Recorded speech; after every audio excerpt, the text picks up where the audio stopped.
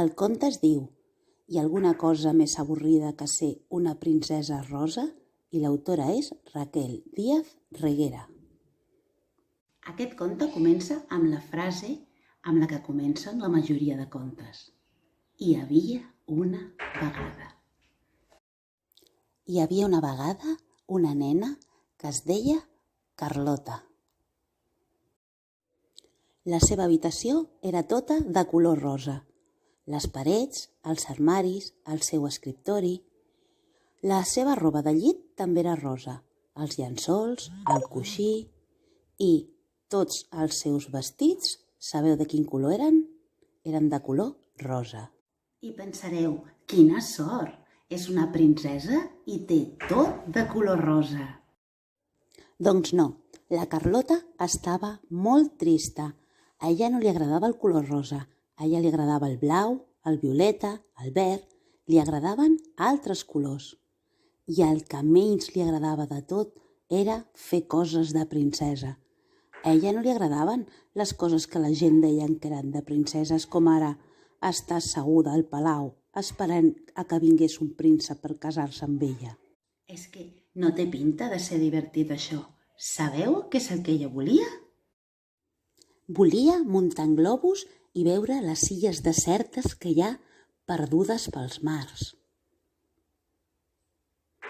Volia viatjar en vaixell com una gran pirata i viure 1000 aventures. També volia rescatar persones de ser devorades per terribles dracs.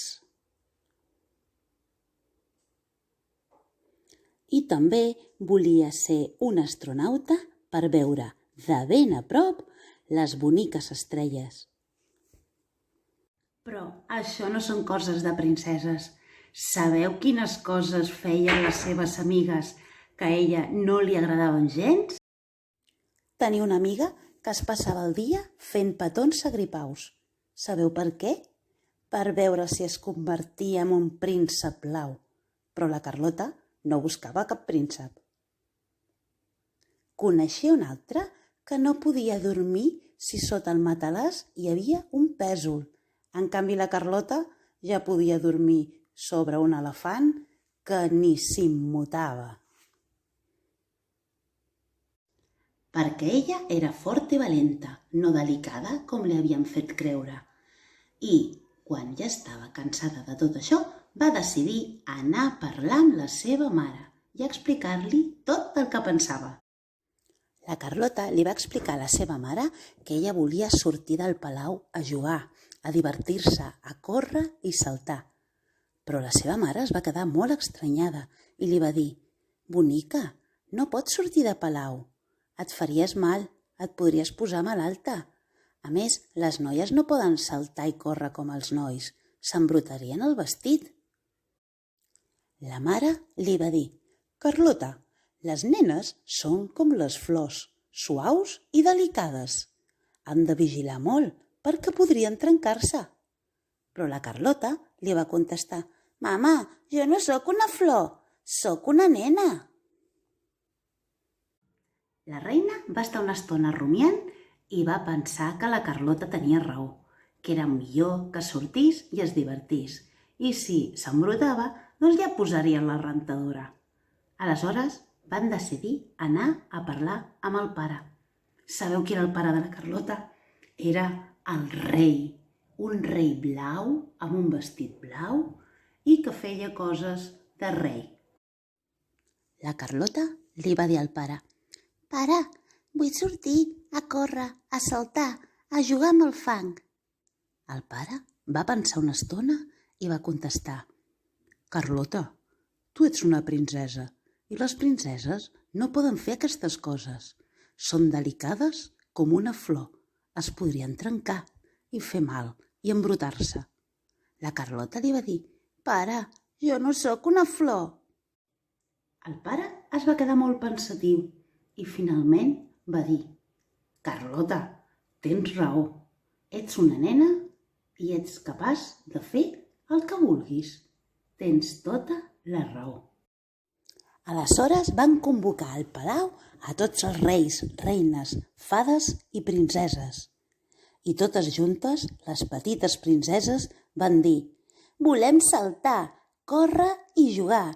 Ens volem divertir i volem vestir de blau, de groc, de violeta, de verd i de vermell». Tots els reis, prínceps, fades i reines que havien vingut al palau es van quedar de pasta de moniato. No sabien què dir, no sabien què pensar d'aquesta proposta. Van estar parlant i parlant i parlant i rumiant i al final sabeu qui va parlar? La gran fada. Tenen raó. Les princeses no són flors, són nenes i poden fer el que elles vulguin. Poden saltar, poden jugar. Elles ho han de decidir. No han de fer el que la societat ha dit que han de fer, el que nosaltres creiem que han de fer les princeses. Potser ens hem equivocat. És hora de deixar-les fer. I per fi les princeses van poder fer el que elles volien. Va ser una gran idea unir-se totes per reivindicar el que elles volien.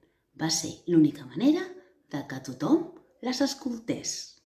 Però tot no va ser alegria. Quan totes ho estaven celebrant, va aparèixer el príncep. Sí, home, i ara els prínceps què farem si no podem rescatar princeses i salvar-les dels ferotges dracs?